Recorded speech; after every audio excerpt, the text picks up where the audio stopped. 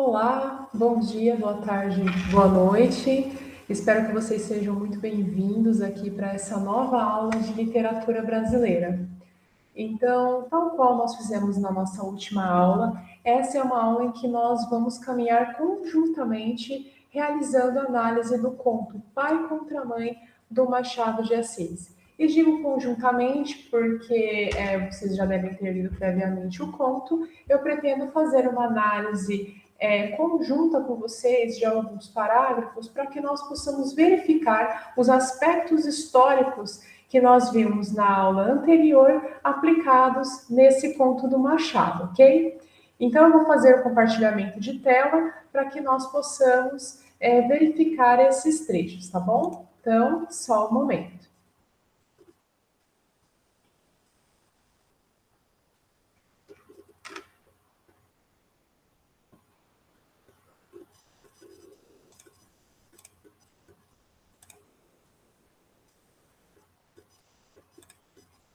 Bem, acredito que vocês já estejam assistindo ao slide aqui que eu coloquei para vocês, ok?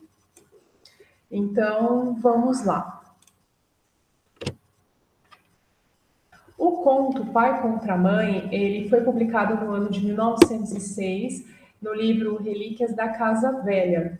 Então, esse livro, inclusive, como vocês podem ver aqui na dedicatória, essa é a letra do Machado de Assis. Eu não consegui, no máximo, aqui o J. Veríssimo é a pessoa para quem ele dedicou, mas eu não consegui compreender a dedicatória dele, tá? E aqui nós temos a folha de rosto dessa primeira edição da obra Relíquias de Casa Velha.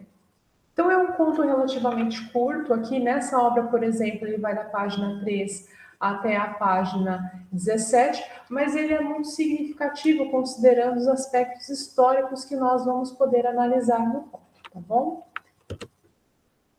Então, conforme eu mencionei para vocês, essa análise se dará de forma conjunta e ela tem como objetivo principal também que vocês possam verificar essa natureza interdisciplinar da literatura, tá? Então, ao longo dessa análise, eu vou colocar para vocês algumas outras disciplinas dialogando diretamente com a literatura. Nesse conto, nós vamos ter 4 parágrafos iniciais que nós temos uma efetiva contextualização histórica. E o objetivo é justamente verificar de forma pormenorizada o que nós podemos encontrar nesses 4 parágrafos, porque há muitos aspectos históricos sobre os quais nós precisamos dialogar. Então, eu já trago aqui o parágrafo inicial, que é o seguinte: a escravidão levou consigo ofícios e aparelhos, como terá sucedido a outras instituições sociais. Não cito alguns aparelhos senão por se ligarem a certo ofício. Um deles era o ferro ao pescoço, outro o ferro ao pé, e havia também a máscara de folha de flores. Então, o que nós precisamos verificar aqui nesse parágrafo? Nós temos a concepção da escravidão enquanto instituição social. Essa instituição fazia uso de certos aparelhos e os aparelhos eram ligados a um ofício. Então, pensemos, por exemplo, quando você fala de uma fábrica de calçados.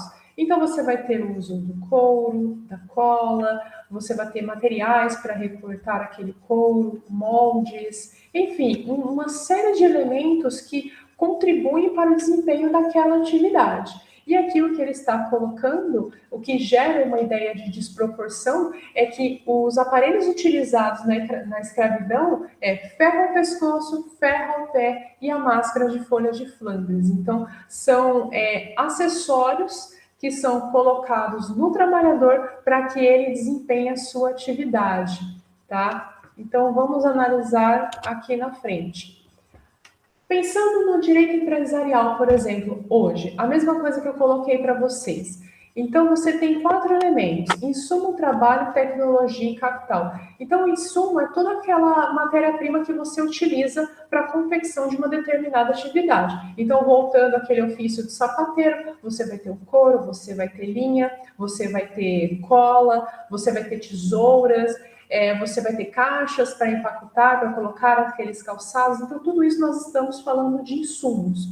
O trabalho, você vai ter a contratação de pessoas para a realização daquela atividade em uma cadeia produtiva. Lembremos do filme do Chaplin, em que ele está apertando parafusos. Então, ele faz parte, aquela é uma etapa de uma cadeia produtiva. A tecnologia são todos aqueles elementos, aqueles acessórios, maquinários que contribuem para o desempenho daquela atividade ou até mesmo possibilitam uma maior produtividade, até com maior segurança também. E o capital não é aquele dinheiro simplesmente que é ganho, mas é o dinheiro que é colocado dentro daquela empresa para que ela possa efetivamente funcionar. Isso é uma perspectiva considerando os tempos atuais. Então, se você for falar com alguém de direito empresarial, muito provavelmente é isso que a pessoa vai falar para você dos elementos dessa cadeia de produção. Agora, pensemos agora na escravidão. O aspecto que o Machado de Assis vai destacar, ele se encontra em dois itens. Nós temos o capital do senhor dos escravos. Então, ele vai investir dinheiro para a compra de tudo aquilo que se fizer necessário, vamos colocar numa fazenda de café, por exemplo. O insumo.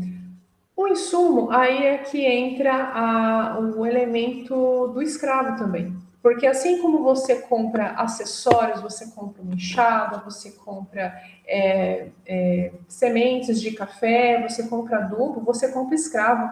E por que o escravo está aqui também? Porque ele se encontra enquanto coisa. O escravo ele não era visto como pessoa. Então ele entra como coisa, como se integrasse a parte da matéria-prima, aquilo que você precisa para produzir. E você tem também o trabalho, o escravo também está aqui enquanto empreendendo a sua força física, por óbvio, com completa inobservância de qualquer direito trabalhista, haja visto que nós mencionamos na aula anterior que o direito trabalhista ele só veio surgir muito tempo depois.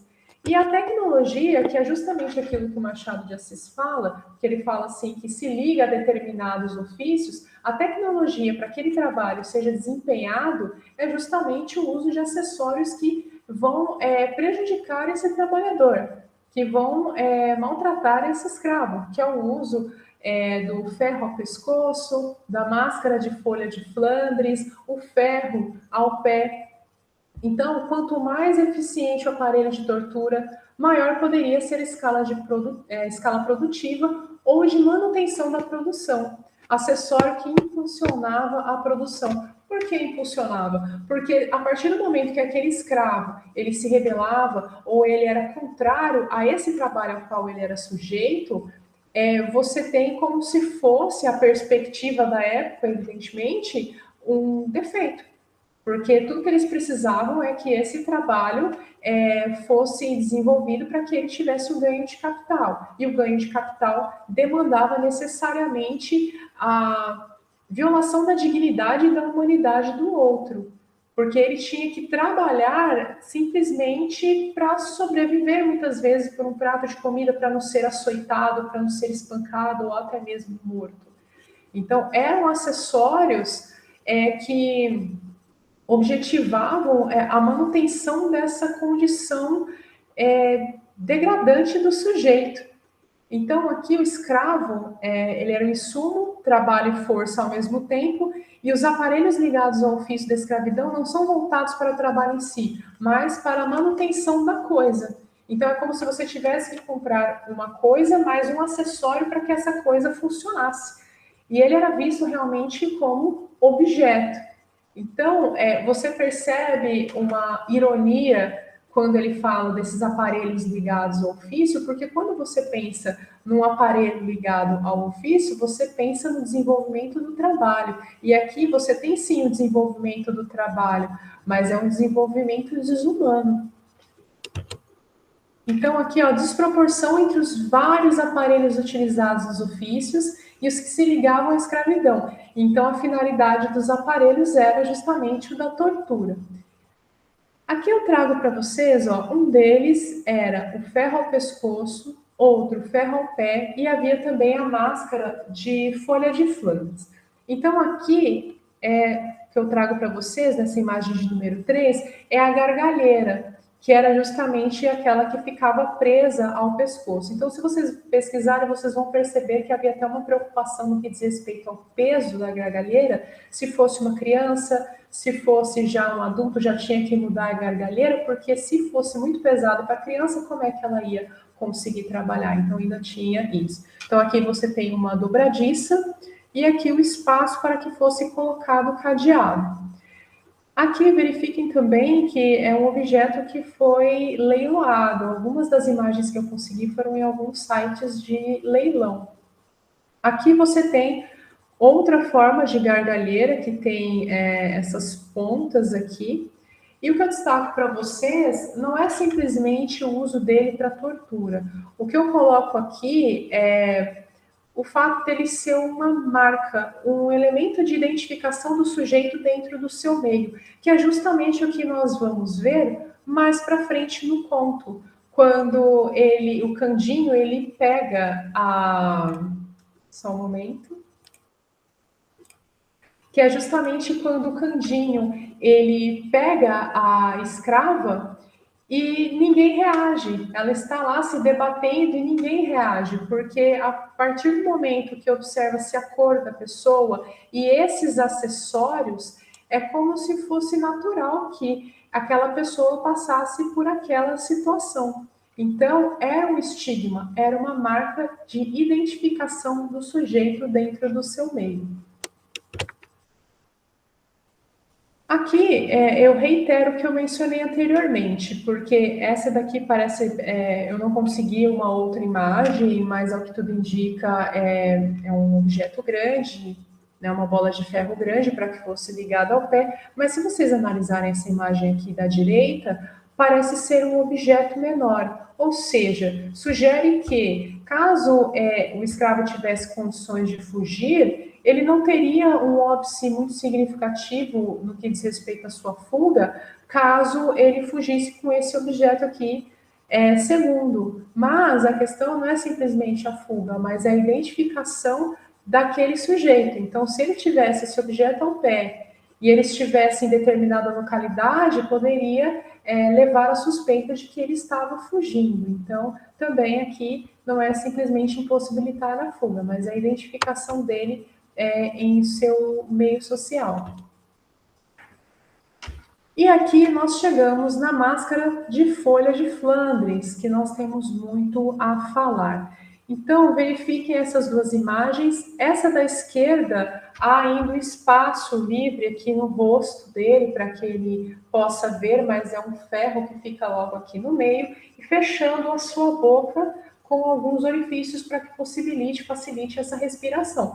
Mas nessa imagem aqui da direita, verifiquem que fecha o rosto por completo, ficando apenas alguns buracos para que ele consiga enxergar e alguns outros buracos para que ele consiga também respirar. E aqui atrás nós temos, é possível ver um cadeado. Então eu acredito que essa, né, seja a que o Machado menciona no conto dele, porque ele fala, tinha só 3 buracos, 2 para ver, um para respirar e era fechado atrás da cabeça por um cadeado.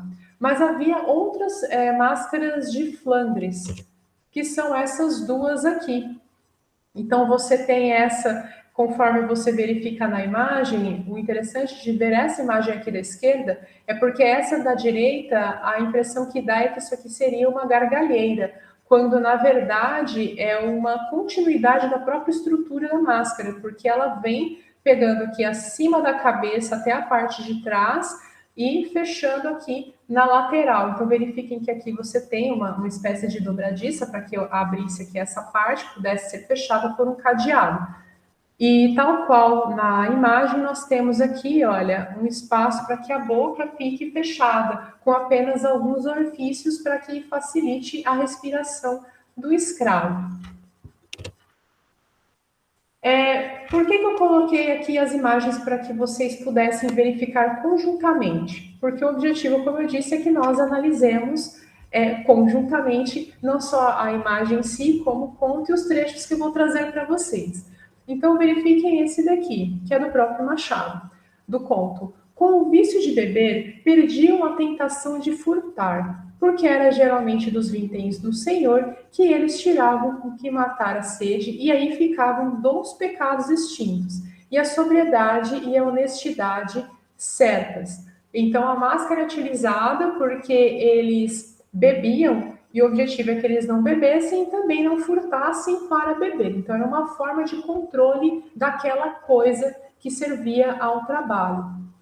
Então, o que eu destaco aqui é essa premissa, né? Ficavam 2 pecados extintos. Nós temos uma perspectiva, e isso vem desde o começo da nossa colonização, de uma superioridade intelectual, uma superioridade moral, e como se a religião católica, na época que foi, não era um país laico, tal como é hoje, mas como se a religião fosse a correta, e por consequência lógica, era preciso catequizar, era preciso educar. Então, nós podemos perceber aqui, até utilizando uma perspectiva antropológica, trago aqui para vocês.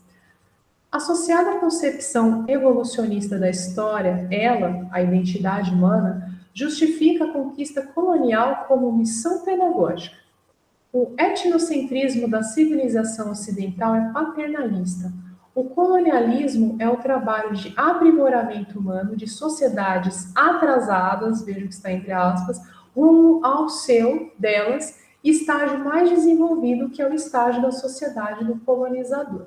Então, desde a chegada, nós temos aqui uma perspectiva católica de pecado da bebida e do furto, que amenizada graças ao uso da máscara. É como se ele estivesse ajudando aquele sujeito sem alma a salvar-se de alguma forma. Então, nós temos aqui uma pseudo-superioridade calcada no ideal do suposto progresso em relação aos grupos e às etnias. Então, nós temos um grupo que se sente superior em relação ao outro, porque tem um progresso maior, se vê como alguém mais moderno, melhor do que aquele que é o colonizado.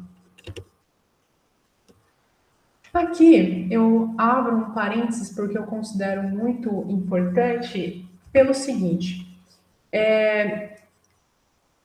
Eu percebo eventualmente em algumas aulas, não só em aulas, mas algumas pessoas fazendo falas do tipo que o escravo não resistiu. Por que ele não resistiu? Por que ele não lutou? Por que ele não se rebelou? E isso é justamente um traço que advém dessa perspectiva antropológica de julgar o sujeito como sendo inferior, considerando-se que, à época, achava-se que o catolicismo, que o darwinismo social era uma verdade absoluta. Então, considerava-se como se biologicamente a pessoa branca fosse superior à pessoa preta, o que é um absurdo equívoco.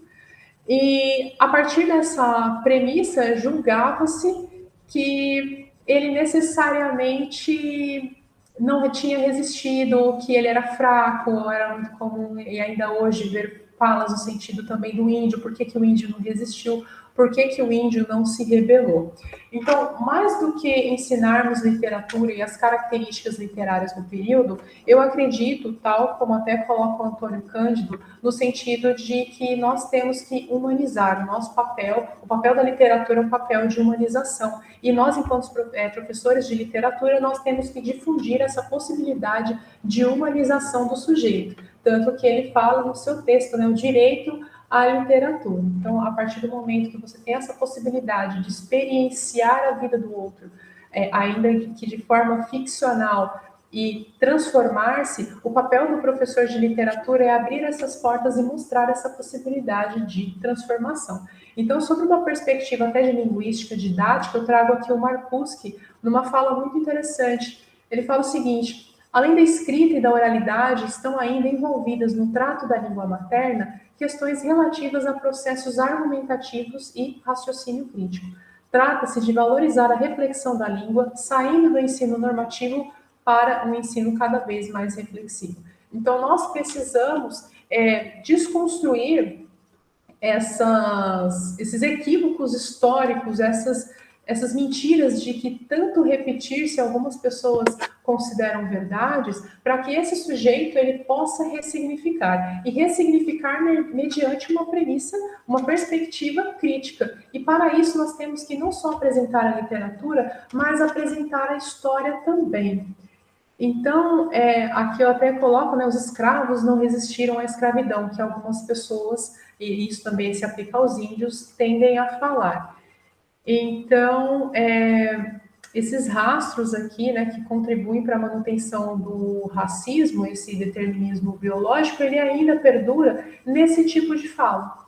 Essa não análise antropológica do outro está justamente nesse tipo de fala. Então, é preciso desconstruir para ressignificar. Então, vamos a uma análise sobre uma perspectiva histórica. Então, ao desembarcar nos portos, onde chegavam os navios negreiros, todos eram separados de seus entes queridos, como estratégia de dominação. Ficar distante dos vínculos familiares e daqueles que falavam a mesma língua evitava uma possível rebelião.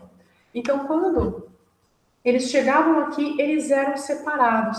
Então, a partir do momento que você tinha a cisão daquele sujeito com a sua língua materna e com a sua família, ele se via só. Ele era colocado com escravos que, porventura, pertenciam a outras tribos e falavam outras línguas, e, por consequência lógica, ele ficava isolado. Então, ele não tinha como resistir sendo apenas um só. Ainda que o outro tivesse aquela vontade de rebelar-se, de ir contra aquele senhor que o comprara, ele não podia nada fazer, porque nem podia se comunicar com o outro e manifestar, mediante uma língua igual, o quanto ele estava insatisfeito com a sua situação.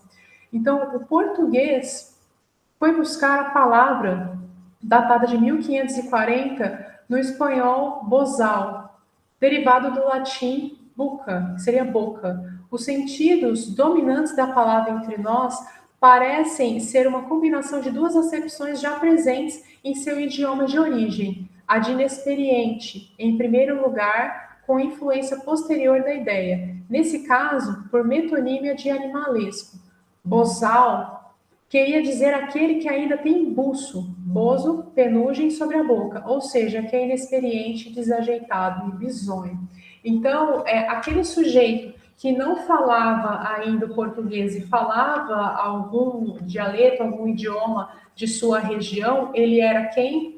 O boçal. Então, muitas vezes você percebe os alunos brincando entre si, falando, fulano é um boçal, sendo negativo em relação a uma imagem pública, a um determinado sujeito.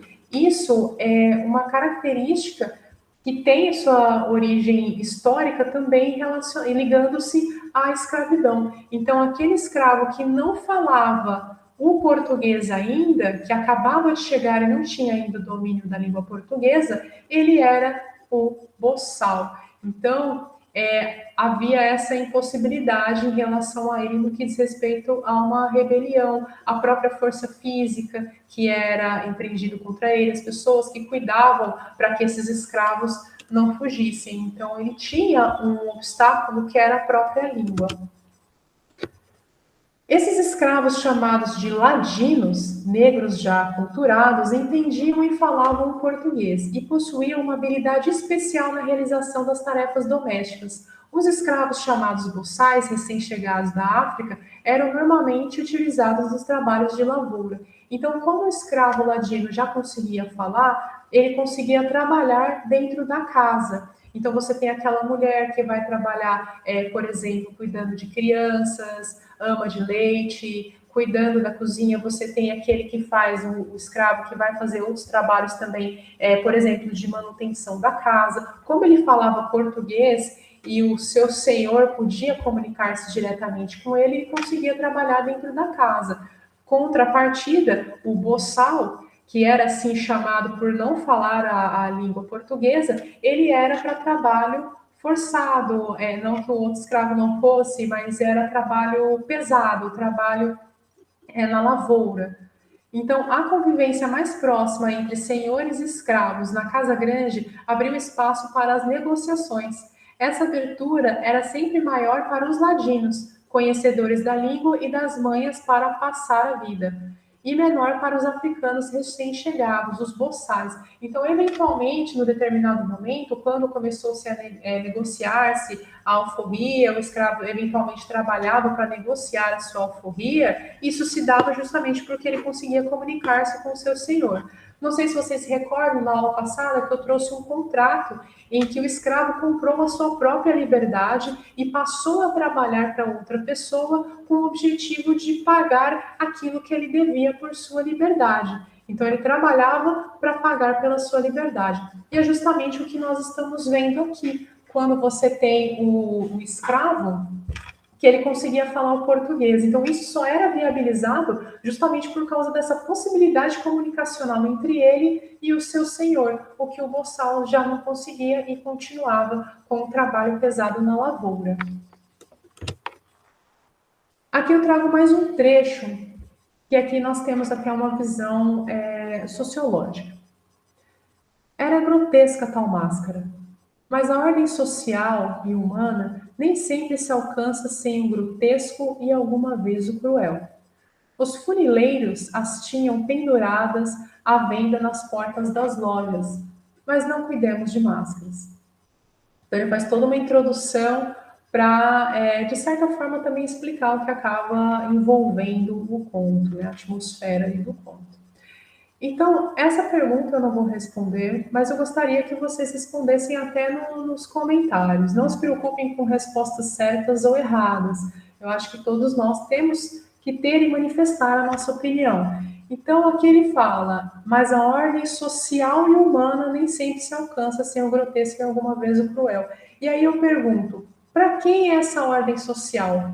Para quem é essa ordem humana? O que é humano aqui?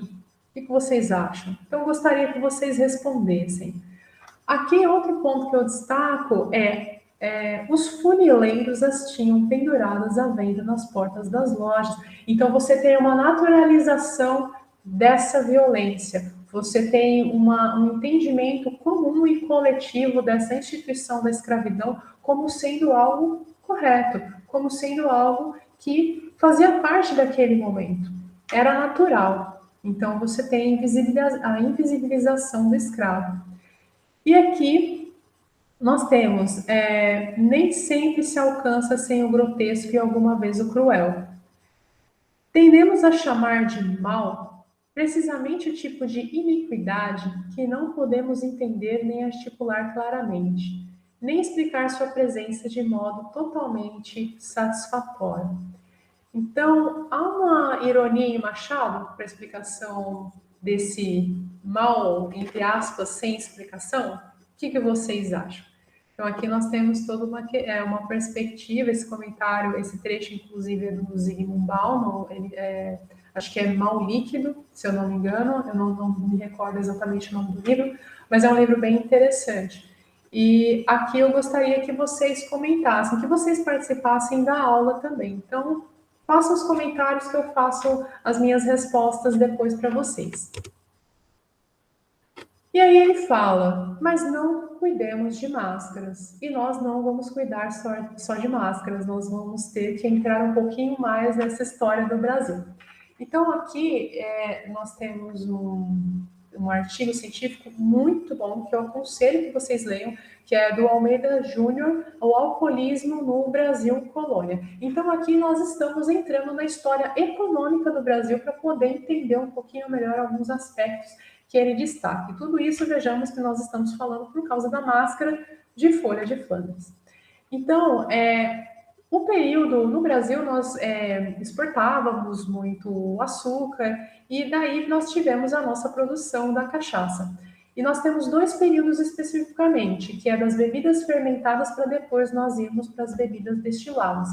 As bebidas fermentadas foi logo no início da colonização. O que nós tínhamos? Nós tínhamos o vinho pelos portugueses e depois nós tivemos também, que eles descobriram o caiuim, que era aquela bebida feita pelos índios, que mastigava-se, as mulheres mastigavam o milho, cuspiam, e a partir daí tinha uma bebida com teor alcoólico. Passava-se, né, pelo processo de fermentação. Mas no caso, tanto o vinho quanto o caiuim, elas eram bebidas com baixo teor alcoólico. Não era um teor alcoólico tão elevado assim. Então, houveram cachaças que chegavam até 50% de álcool. Então, daí nós podemos perceber o nível alcoólico, o teor alcoólico, a diferença entre essas bebidas fermentadas para depois as destiladas. Então, antes de 1650, não há registros de aguardente no Brasil, tá? E depois, no começo do século XVIII, já era um problema social. A produção industrial da aguardente significa, pois, a democratização do alcoolismo. Então, estava tão forte o uso do aguardente que era por isso que nós temos o uso da máscara de folha de Flandres, que o próprio Machado de Assis vai falar, que os escravos roubavam o vintém dos seus senhores para comprar a cachaça. Então, o uso da máscara era uma forma de eliminar dois pecados. Então, aqui eu coloquei um esqueminha, né? Do índio com a produção do caiuim, o português o vinho e o africano coube a produção da cachaça. Então, agora, ainda sob uma perspectiva econômica, vejamos aqui. 82,50% do consumo de álcool no Brasil é constituído por aguardente. 12,79% do consumo de álcool é constituído por outras bebidas nacionais. E 4,71% do consumo de álcool é constituído por bebidas estrangeiras. O Brasil consome, portanto, quase só aguardente. O nosso alcoolismo, pondera o mencionado autor, Severino Lessa, que é citado pelo Almeida Júnior, é o alcoolismo das bebidas fortes e de baixo custo. Então, teve até um determinado período que houve uma ordem no sentido de proibir o consumo de aguardente no Brasil, a não ser o consumo dessas bebidas destiladas, mas ninguém venceu essa ordem e acabou se produzindo muita bebida alcoólica. Por quê? Porque era muito rentável, era uma bebida barata, o Brasil tinha produção em larga escala, podia exportar e ganhar dinheiro. Inclusive, alguns dos escravos foram negociados por meio de bebida alcoólica. Calcula-se que, em média, 310 mil litros de cachaça foram enviados por ano para Angola, o que correspondia a quase 80% das bebidas alcoólicas que chegavam àquela colônia. Os demais eram vinho e bagaceira de Portugal. Aproximadamente 25% dos escravos trazidos para o Brasil entre 1710 e 1830, ao menos, foram trocados por cachaça. Então, a cachaça também era uma moeda de troca, como se fosse realmente um capital. Isso, percebo que é no livro, no artigo, perdão, eu ia falar do livro, mas é um artigo do Almeida Júnior, de 1934. Então, agora, eu trago para vocês uma perspectiva econômica, nós estávamos na história econômica do Brasil, agora nós vamos um pouquinho para a economia. A aguardente de cana é a terceira bebida destilada mais consumida no mundo e a primeira no Brasil. Segundo o Programa Brasileiro de Desenvolvimento da Aguardente de Cana, caninho ou cachaça, a produção é em torno de 1,3 bilhão de litros por ano, sendo que cerca de 75% desse total é proveniente da fabricação industrial e 25% de forma artesanal. E ainda por cima, o que chama atenção é que nós exportamos dessa quantia apenas 1 a 2%, o resto nós consumimos. E está no nosso mercado nacional. Então, percebam aquele aspecto que nós estávamos discutindo de 1700 e pouco, que foi quando começou a surgir a cachaça, a troca de escravos por cachaça, o que nós somos hoje. Nós somos ainda permanecemos como um grande produtor de cachaça. E não simplesmente agora para exportação, como é feito, mas para consumo interno. O que ratifica aquilo que foi mencionado pelo Almeida Júnior no que diz respeito à democratização do álcool, haja vista ser um valor muito baixo para você comprar uma cachaça, ser muito barato. E aqui nós entramos na seguinte pergunta: por que bebiam? Por que eles bebiam? Então eu vou iniciar com um trecho também do Almeida Júnior. E o mísero escravo, atormentado pelos horrores do cativeiro, espancado diariamente, esfaimado, exausto, ao ponto de procurar com suicídio a libertação e o alívio na cachaça, por certo, uma hora de lenitivo e de sonho. Quem vivesse naqueles tempos e testemunhando a tortura do negro, simpatizasse com as suas dores, seria impelido a dizer, a despeito dos males do alcoolismo, bendita cachaça. Então, eles sofriam tanto que, como eu mencionei lá no começo, no que diz respeito ao direito empresarial, ele era uma coisa, ele valia dinheiro, então não era interessante perder um escravo. Por isso, o uso da máscara da folha de Flandres à boca, para evitar que ele bebesse. Até mesmo porque alguns bebiam realmente até ter problemas de saúde e vir a falecer. Quando não, eles se suicidavam. Havia muitos casos de suicídio de escravos no Brasil. Aqui eu trago até para vocês, em pesquisa, que realmente não tem tanto material assim no que diz respeito aos suicídios, mas tem um artigo muito interessante no sentido de realização dessa análise que foi verificado nos jornais de época. Então, ó, Saulo Veiga, de Oliveira, analisou um total de 319 notícias sobre suicídios e tentativas, publicadas na Gazeta de Campinas entre 1827 e 1887, referentes à província de São Paulo. Do total, 68 notícias se referiam a escravos, então um número bem significativo. Segundo dados do censo de 1872, a província de São Paulo tinha cerca de 835 mil habitantes e 155 mil escravos, o que representava 19% da população escrava. O índice de suicídio entre escravos era muito alto, e dentre eles há 3 justificativas que levam ao uso da máscara de Flandres. O alcoolismo, então, como dito pelo Machado, o objetivo era evitar que eles bebessem, e não simplesmente porque eles poderiam beber em excesso ou roubar vinténs, mas porque, em decorrência do alcoolismo, aconteciam também vários acidentes de trabalho. E a preocupação não é humanitária no sentido de que pobre do escravo que sofreu um acidente, que lesionou a mão, que lesionou uma perna. Não, a preocupação era capital, era puramente patrimonial, no sentido dele perder dinheiro porque aquele escravo não estava trabalhando. Então, o uso da máscara era para manutenção, como eu disse, era como se fosse um acessório àquele insumo, um acessório para aquele hipotético trabalhador, que ele não se acidentasse também, que ele não viesse a morrer pelo consumo excessivo de álcool e que ele não sofresse um acidente de trabalho, e assim o senhor dos escravos ficaria descapitalizado, porque afinal ele teria que comprar outro escravo em caso de morte ou aquele escravo ficaria inutilizado.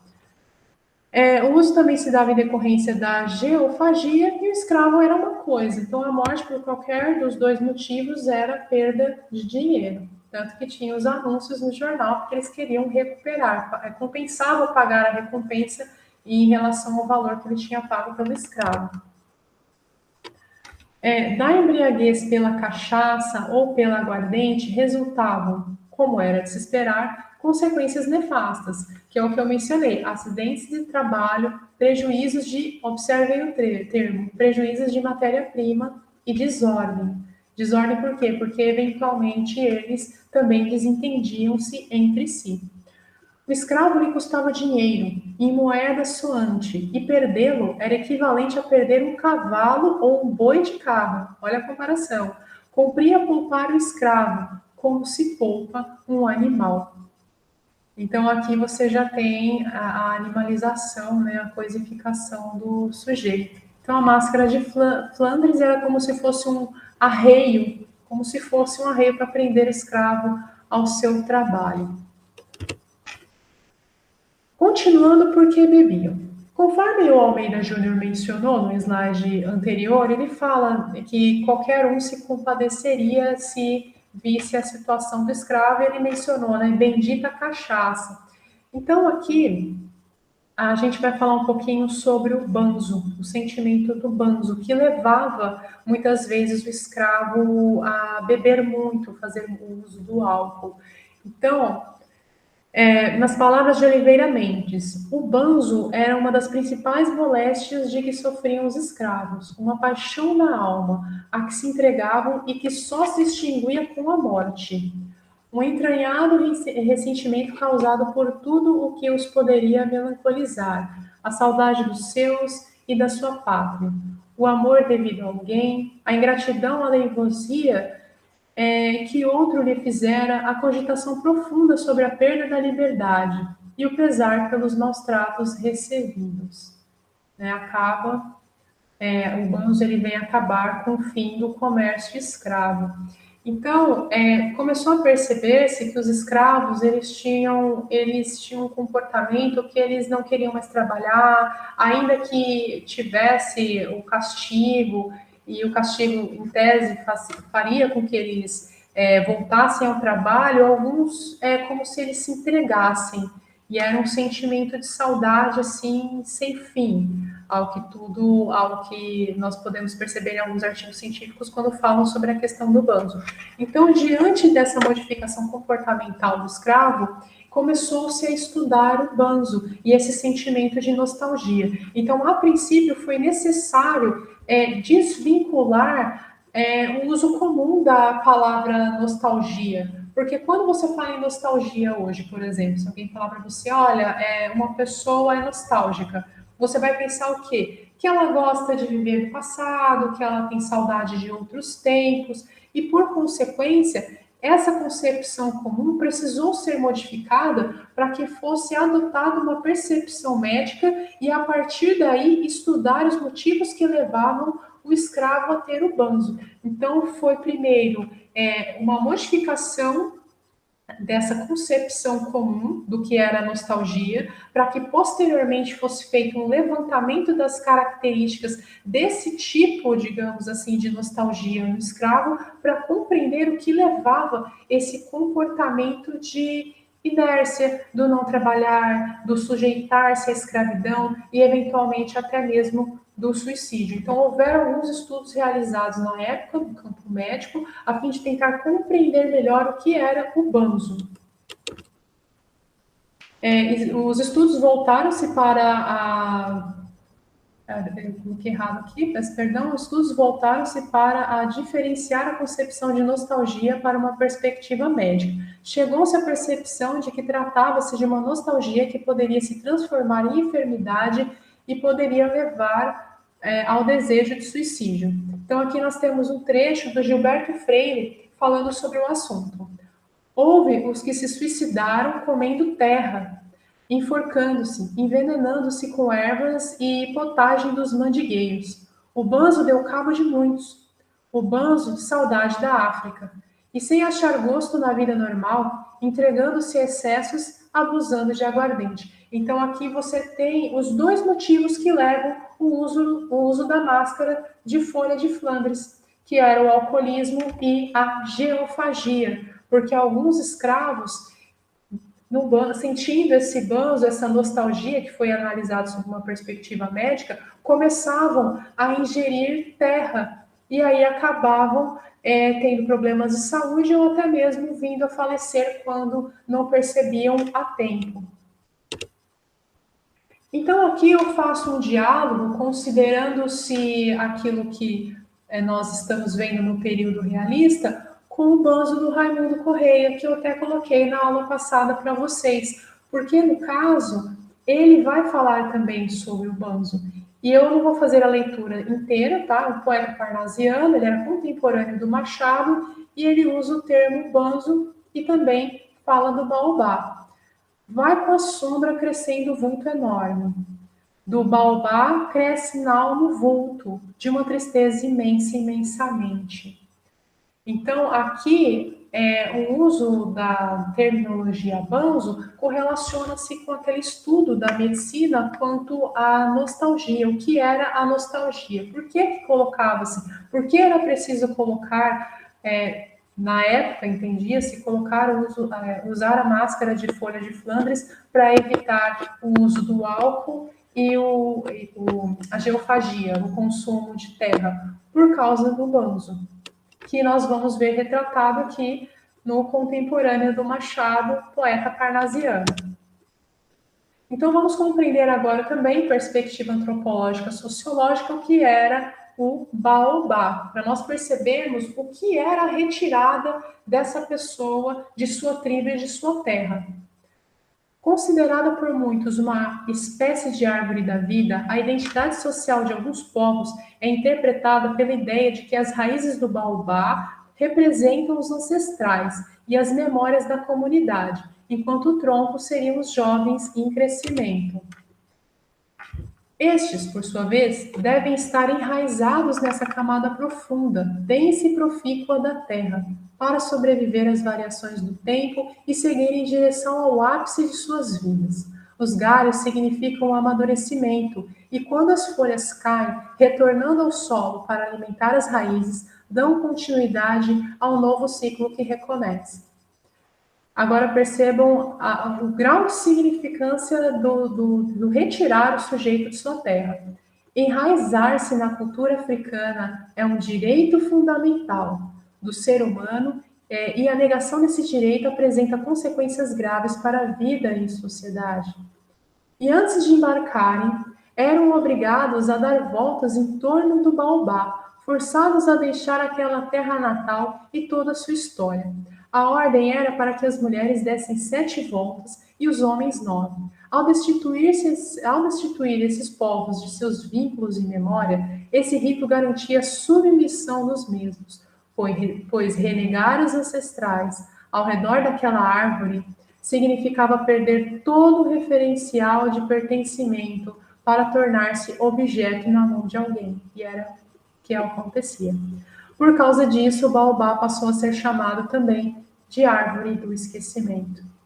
Então, esses escravos, eles vinham de outras terras, eles eram humilhados, eles eram açoitados, eles eram desvinculados da sua terra, que para eles tinha um grau significativo, uma carga valorativa muito importante, e eles se viam desolados e a partir daí vinha o banzo. Então você tinha pessoas que se suicidavam de várias formas, e dentre elas era o consumo excessivo de álcool e também o consumo de terra, por isso o uso da máscara de folha de Flandres. Então, aqui nós temos essa carga valorativa e significativa de desvencilhar-se de sua terra. Aí nós temos o não pertencer, você está num novo território, a violência, a fome ou a péssima alimentação, e aí você tem a tristeza e o desejo de morte. Concepção muda e banzo, concepção muda. E aqui nós temos duas espécies de banzo. Para o colono era o banzo saudade, e para o escravo era o banzo nostalgia. Por que para o colono era o banzo saudade? A saudade porque era simplesmente a falta da sua terra. Para o escravo era o banzo nostalgia, pois sob uma acepção médica ele sofria tanto com a perda da sua terra, com a perda do seu espaço, que ele vinha a ter sentimentos de tristeza e eventualmente desejo de suicídio. Os conselhos da época envolviam que seria a benevolência e a liberdade para divertir-se com seus companheiros. Então, quais eram os conselhos para evitar o banzo? Permitir o senhor escravo, em sua benevolência, que ele possibilitasse os escravos que eles se divertissem entre eles, que ele não fosse também, ele fosse benevolente, né, não fosse tão severo com os castigos. E observe aqui o Joaquim Manuel de Macedo, autor da Moreninha. Olha o que ele vai colocar. Explicitamente identificado com a classe senhorial, o escritor não demonstrava simpatia alguma pelos africanos e seus descendentes, mas pensava que a nostalgia dos negros merecia ser estudada, pois a considerava como potencial ameaça à agricultura nacional. Na sequência, advertia Macedo que a triste situação das colônias não se aplicava no Brasil, onde os senhores eram, em geral, muito bons e humanos. E o trabalho era menos pesado do que aquele exigido dos homens livres pobres da Europa. Então, aqui a escravidão era muito melhor. Era muito mais tranquila do que a escravidão na Europa, porque lá é que era ruim, aqui era muito bom. A geofagia é o que eu mencionei para vocês do consumo de terra, são questões de natureza multifatorial, você tem desnutrição, problemas psicológicos, o próprio banzo, então você tem várias questões que justificariam, e seria a alteração do hábito alimentar, que inclui ingestão de terra, barro, cal, madeira, etc. Aparece considerada como uma decidida ação em direção à morte, um método de suicídio de negros escravos, associado a sinais clínicos, tais como inapetência, emagrecimento, apatia, extrema palidez e grandes edemas. A máscara de ferro que se eles colocavam no rosto era, segundo Debré, o sinistro indício da decisão de se deixarem morrer comendo terra. Então, aquilo já era também um estigma. Então, era um elemento de identificação que permitia você saber que aquela pessoa estava decidida a comer terra, a praticar a geofagia ou beber álcool em excesso. E aqui nós temos mais um trecho. O ferro ao pescoço era aplicado aos escravos fujões. Imaginai uma coleira grossa, com haste grossa também à direita ou à esquerda, até o alto da cabeça e fechada atrás com chave. Pesava naturalmente, mas era menos castigo que sinal. Escravo que fugia assim, onde quer que andasse, mostrava um reincidente e com pouco era pegado. É aquilo que nós falamos anteriormente no que diz respeito à corrente ao pé. Então, pelo tamanho da corrente, nós podemos ver que uma pessoa forte poderia, por exemplo, fugir com aquela corrente presa ao pé, a depender da situação, talvez nem seria mais fácil fugir. Mas não era só um elemento que dificultava ou impossibilitava a fuga, mas também era um traço identitário que permitia que ele fosse identificado. E a partir daí, as próprias pessoas que o viam fugindo ou que o viam com aquela corrente, já imaginavam, será que ele está fugindo? E a partir daí ele podia ser pego ou podia de alguma forma ser denunciado. Então nós temos a figura do estigma. A identidade pessoal, então, está relacionada com a pressuposição de que ele pode ser diferenciado de todos os outros e que, em torno desses meios de diferenciação, podem se apegar e entrelaçar, como açúcar cristalizado, criando uma história contínua e única de fatos sociais que se torna, então, a substância pegajosa à qual vem se agregar outros fatos biográficos. Aqui o uso, né, dos aparelhos ligados ao ofício, como diz o Machado de Assis, como elemento estigma, como uma marca de identificação social. E aqui nós temos mais um trecho. Há meio século, os escravos fugiam com frequência. Eram muitos, e nem todos gostavam da escravidão. Sucedia ocasionalmente apanharem pancada, e nem todos gostavam de apanhar pancada. Grande parte era apenas repreendia. Havia alguém de casa que servia de padrinho, e o mesmo dono não era mau. Além disso, o sentimento da propriedade moderava a ação, porque dinheiro também dói. Aqui nós temos a fala do Joaquim Manuel de Macedo no que diz respeito à benevolência. A fuga repetia-se, entretanto. Casos houve, ainda que raros, em que o escravo de contrabando, apenas comprado no valongo, deitava a correr, sem conhecer as ruas da cidade. Dos que seguiam para casa, não raro, apenas ladinos pediam ao senhor que lhes marcasse aluguel e iam ganhá-la fora, quitandando. Então, aqui nós temos os ladinos, que nós mencionamos, os falantes do português. Os boçais fugiam sem rumo, desesperados. Mas, como mencionado, né, eles tinham a gargalheira, tinha outros elementos que possibilitavam identificá-lo enquanto escravo e assim facilmente ser capturado. Tá? Aqui é o trecho que o Machado vai falar sobre os anúncios de jornais. Quem perdia um escravo por fuga dava algum dinheiro a quem o levasse. Põe anúncio nas folhas públicas com os sinais do fugido, o nome, a roupa, o defeito físico, se o tinha, o bairro por onde andava e a quantia de gratificação. Quando não vinha a quantia, vinha a promessa: gratificar-se-á generosamente, ou receberá uma boa gratificação. Muitas vezes o anúncio trazia em cima ou ao lado uma vinheta, figura de preto, descalço, correndo, vara ao ombro e na ponta uma trouxa. Protestava-se com todo o rigor da lei contra quem os ocultasse, né, quem os escondesse. Então aqui, olha só essa propaganda de escravo fugido. Está fugido há um ano, mais ou menos, Benedito, mulato, tocado a índio, cabelos quase lisos, de 54 anos, mais ou menos. Baixo, fala pausada. Tem falta da perna direita, pelo que usa de perna de pau. Monta, entretanto, bem a cavalo e tem ofício de carpinteiro. Foi montado em um macho pequeno rosado. Quem o aprender ou dele der notícias certas ao administrador da fazenda, Pimenta, em Indaiatuba, ou ao chefe da estação Itaici, linha Ituana, será bem gratificado, que é o que ele colocou quando não coloca o valor específico da gratificação. E essa é a imagem a qual ele faz menção, né, do escravo descalço com uma trouxa fugindo, e logo abaixo vem a informação acerca de quem seria aquele escravo, a quem deveria entregar. Então, ó, ano fugido, desde 18 de outubro de 1854, o escravo crioulo de nome Fortunato.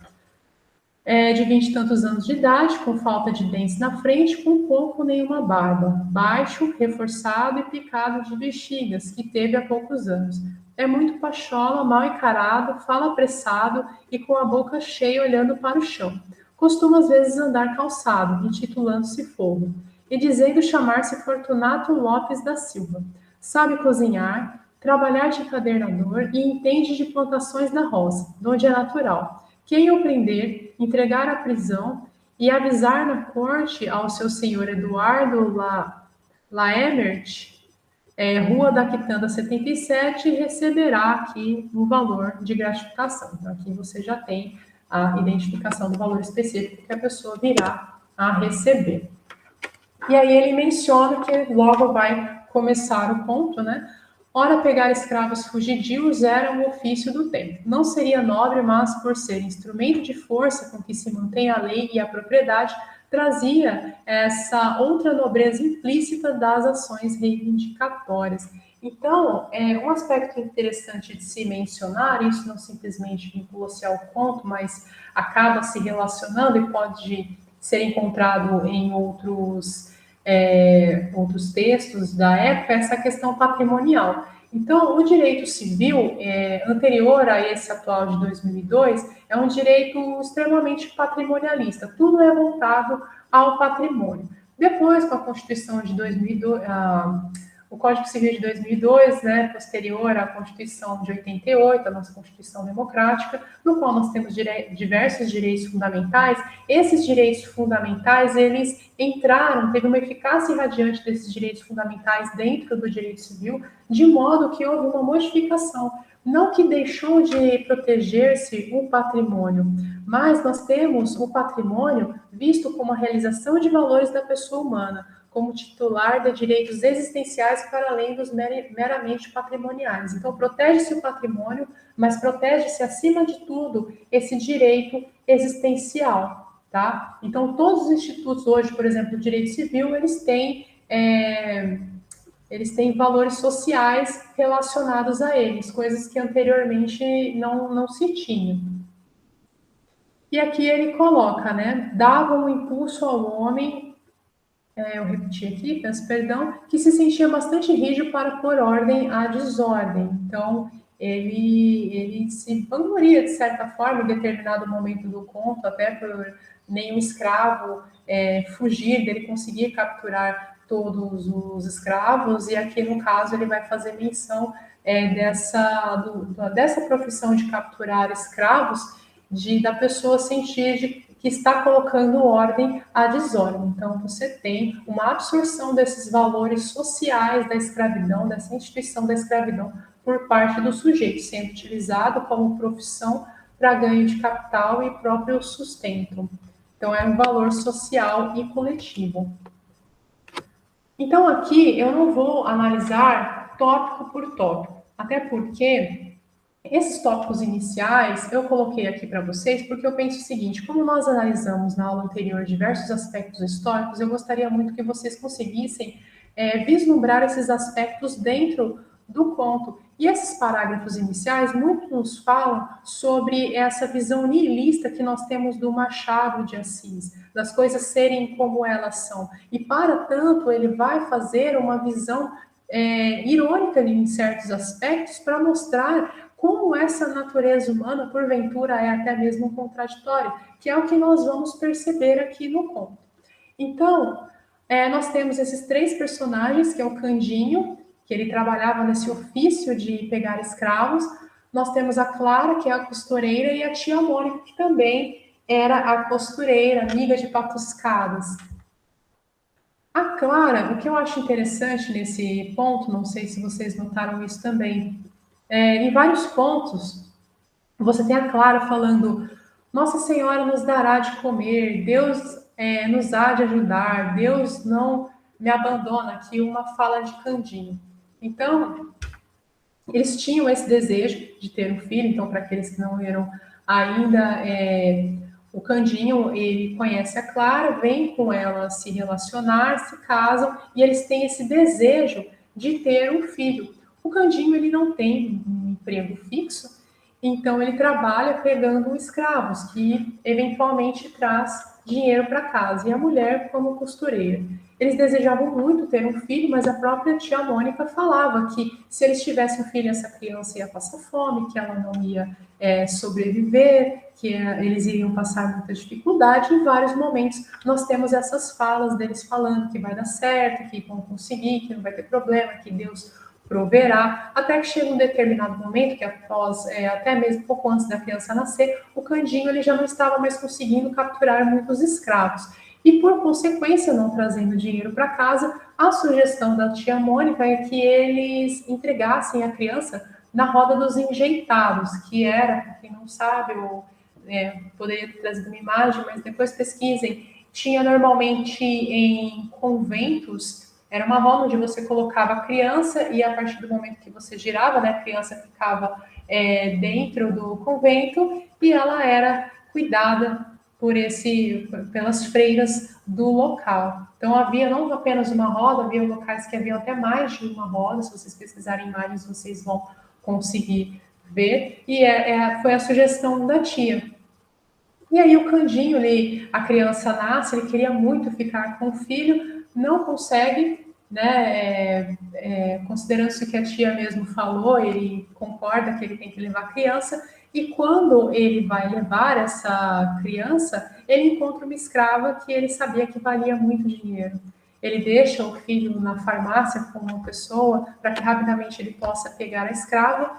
Ele a captura, ela está grávida, ela pede para que, por favor, ele a solte, porque ela está grávida, porque ela vai ser açoitada pelo seu senhor, e fala até que trabalharia de graça para ele. Ele fala que não, entrega a escrava, e nesse meio termo que ele entrega a escrava para o seu senhor, ele recebe o dinheiro e a escrava acaba abortando. E ele volta para casa com o seu filho, entrega o dinheiro, e a tia Mônica, digamos assim, aceita que a criança fique, pelo fato dele ter trazido dinheiro para casa, e ao final ele até vai mencionar: algumas crianças não vinham, tá? Então eu friso aqui essa fala dos personagens por conta dessa confiança em Deus antes deles terem um filho, ou até mesmo quando ela está grávida, que Deus vai prover, Deus vai ajudar. E eu acho interessante, não encontrei nenhuma outra leitura nesse sentido, analisar a questão dos nomes, porque aqui é uma perspectiva teológica muito superficial, por evidente.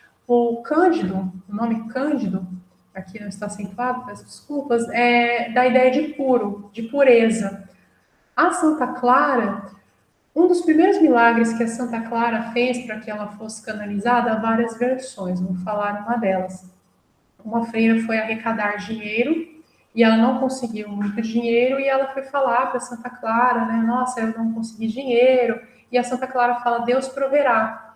E quando a freira olha para sua sacola, havia dobrado a quantidade de dinheiro. Então é interessante pensar nessa questão do Deus proverá, né? E aqui a Mônica, é interessante também pensar que ela é a padroeira dos pais. Então, ela foi quem arrumou o espaço para que eles pudessem ficar, mas ao mesmo tempo foi a mesma pessoa que criticou a escrava por engravidar, por fugir. Então, ela protege a família de quem? Não é? Qual é a perspectiva religiosa que nós temos nesse conto? Eu não tenho como fazer afirmativas categóricas aqui, por evidente. Fiz várias pesquisas, mas não são muitos os trabalhos que falam dessa correlação entre Machado de Assis e a religião, mas não deixa de ser uma perspectiva interessante, tá? Não é uma verdade absoluta, é apenas uma perspectiva que não tem um embasamento forte para que nós possamos levá-la adiante, mas apenas declaro que é muito interessante quando vocês fizerem a leitura de contos, que vocês prestem atenção no nome, no significado e nas possibilidades interpretativas que o conto te dá, porque eventualmente o autor nada, nenhuma intenção naquele sentido teve, mas às vezes sim, tá? Não estou dizendo que aqui é o caso, como eu disse, é só uma inferência que eu estou fazendo, mas trago aqui para vocês porque é interessante que vocês também façam uma análise de pontos. Aí aqui eu trago alguns trechos interessantes, tá? Deus não me abandona, e preto fugido sabe que comigo não brinca. Tinha glória nisso. Falava da esperança como de um capital seguro. Só exigia força, olho vivo, paciência, um pedaço de corda. Então, essa questão de tinha glória nisso, esse orgulho dele conseguir pegar esses escravos e nenhum fugir e nenhum se perder, paciência, né? Ele só exigia força, olho vivo, paciência.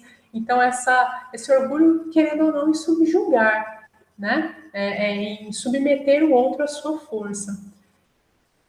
Um pedaço de corda aqui reforço a ideia da animalização, né? Retira a característica da personalidade, junto subtrai a identidade e coisificação do sujeito. Então, aqui o direito da personalidade, o direito ao nome, como nós vimos na aula anterior, aquele contrato em que o sujeito nem sobrenome tem, só tem um nome inicial e provavelmente deve ter sido dado esse nome aportuguesado, haja vista provavelmente na cultura dele, ele tinha o seu nome, mas dá-se o nome aportuguesado para que o seu senhor possa, assim, chamá-lo. Então, essa despersonalização acaba sendo um trabalho, um conjunto e paulatino para a despersonalização, para a coisificação e animalização desse sujeito, tá? Então, aqui eu trago um trecho do Cândido, que ele fala sobre a obra do Machado. Disso tudo resulta algo positivo para a crítica, a noção de que era preciso ler Machado, não com olhos convencionais, não com argúcia acadêmica, mas com o senso do desproporcionado e mesmo o anormal. Aqui, quem passava ou estava à porta de uma loja compreendia o que era e naturalmente não acudia. Então, aqui nós temos a questão do estigma, porque o sujeito ele era identificado como escravo, afinal havia uma briga entre duas pessoas. Uma delas era preta, uma delas tinha uma bola presa ao pé, um ferro preso ao pé, então ele era escravo, então não precisava acudir. Se acudia brancos, não se acudia pretos. Então, daqui nós já conseguimos perceber essa diferenciação e naturalização da violência contra o preto. Sociologia. Reverberação de um discurso contra o escravo, de modo que a invisibilidade social naturaliza a violência perpetrada contra o outro, coisa. Então, aqui eu trago um trecho aqui do Bourdieu, tá? Da violência simbólica. Instrumentos de comunicação e de conhecimento, jornais, perspectiva econômica, estatuem-se esses sistemas simbólicos e o sistema possui uma função política, imposição ou legitimação da dominação. Então, percebam que aqui, em que pese falar jornais, perspectiva econômica, o fato de você ter, aqui que ele fala, não é nesse trecho, mas o fato de você ter lá no começo, na verdade, que ele fala da exposição daquelas máscaras nas lojas, já é uma forma de comunicação social sobre quem era o preto, sobre a forma como ele deveria ser tratado e simbolicamente isso reverberava nas pessoas. Então aqui nós temos essa violência simbólica. Inclusive o Joaquim Manuel de Macedo defendendo a escravidão como resposta única para a economia, criação de uma narrativa que legitima a manutenção do status quo. Então, dentro desses grupos, as narrativas elas não eram só construídas, como elas eram mantidas e reverberadas para outros. Então, até a necessidade de adequar-se ao meio, esse discurso ele era também repetido e assim reforçado. Aqui é aquilo que nós vimos no Antônio Cândido. Eu trago aqui até outro trecho sobre a questão desse anormal, que coloca aqui, que ele fala, né? Era preciso ler com o senso do desproporcionado e mesmo o anormal. Então, percebam esse trecho aqui, como que você tem que ler essa questão da desproporção. Quem manda fazer filhos e fugir depois? Foi no momento que a escrava estava sendo arrastada. Então aqui você tem uma hipocrisia e um contrassenso, porque de certa forma a escrava ela está fugindo porque ela quer ser mãe, ela quer ficar com o seu filho, seja na pior situação que for, porque as crianças elas eram comercializadas, elas eram vendidas, então era dinheiro também, seja para o senhor que poderia manter aquela criança e a partir daí ter um novo escravo, ou então simplesmente se desfazer vendendo e a partir ganhando dinheiro, tal como nós vimos o Almeida Júnior falando sobre esse trato como se gado fosse, era a mesma coisa. Então o que ela fez? Ela fugiu. Ela sabia que ela estava grávida, ela fugiu e ela não queria. Ela tentou de todas as formas convencer ele para que ele a libertasse porque ela estava grávida. E o que ele fala? Quem mandou fazer filho e fugir depois? Então, aqui você tem o contrassenso. Então, olha o que o Cândido fala, Antônio Cândido. A técnica de Machado consiste em estabelecer um contraste entre a normalidade social dos fatos e a sua a normalidade essencial, ou em sugerir, sobre a aparência do contrário, que o ato excepcional é normal, e anormal seria o corriqueiro.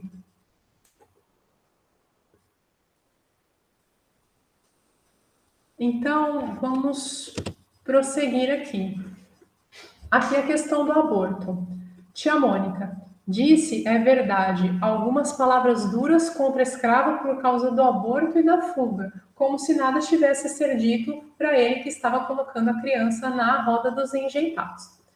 Cândido Neves, beijando o filho entre lágrimas verdadeiras, abençoava a fuga e não se lhe dava do aborto.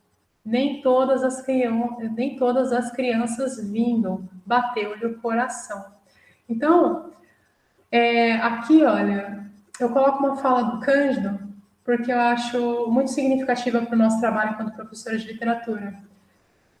Portanto, a criação literária corresponde a certas necessidades de representação do mundo, às vezes como um preâmbulo a uma praxe socialmente condicionada. Então, a literatura ela permite para nós que nós possamos nos imiscuir nessa realidade de época, nos humanizar e até mesmo compreender historicamente quem nós somos hoje, que é o que nós vemos aqui nesse conto do Machado, tá?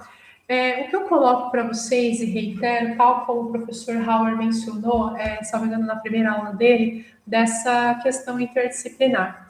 Não sei se vocês perceberam, mas ao longo de todos os slides eu coloquei em vermelho todas as disciplinas com as quais nós dialogamos. Então, foi direito empresarial, antropologia, linguística, didática, sociologia, história econômica do Brasil, economia, direito civil, teologia e crítica literária. Então, eu reforço o que o professor mencionou aqui, porque não basta você ministrar uma aula apenas e tão somente apresentando as características do período, trazendo uma ou outra característica histórica da época.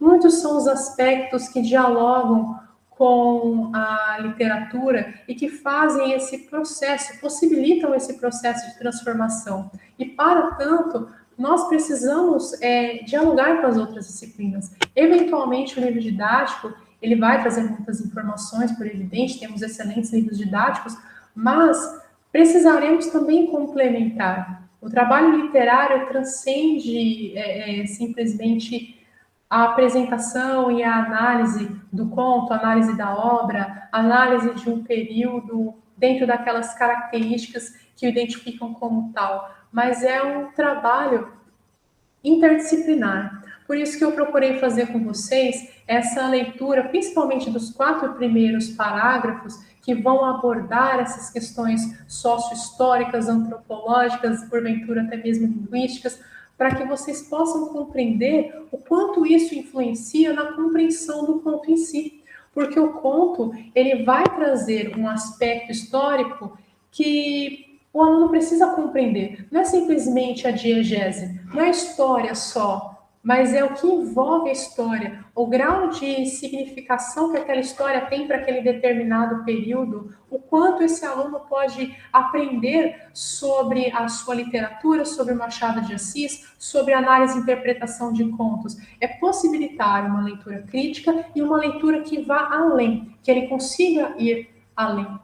Eu espero que eu tenha ajudado vocês nessa análise, que nós possamos ter compreendido melhor esse conto sob uma perspectiva interdisciplinar, essa leitura conjunta que também pode ser realizada em sala de aula com seus alunos, cada um trazendo, por exemplo, uma informação diferente sobre o conto, histórica, sociológica, enfim.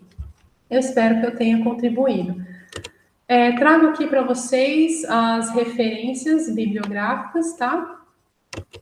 Tem algumas que são bem interessantes, na verdade, praticamente todas, eu gostei muito de alguns autores. E agradeço a vocês por terem me acompanhado nessa aula, ok? Então, muito obrigado a todos e até mais.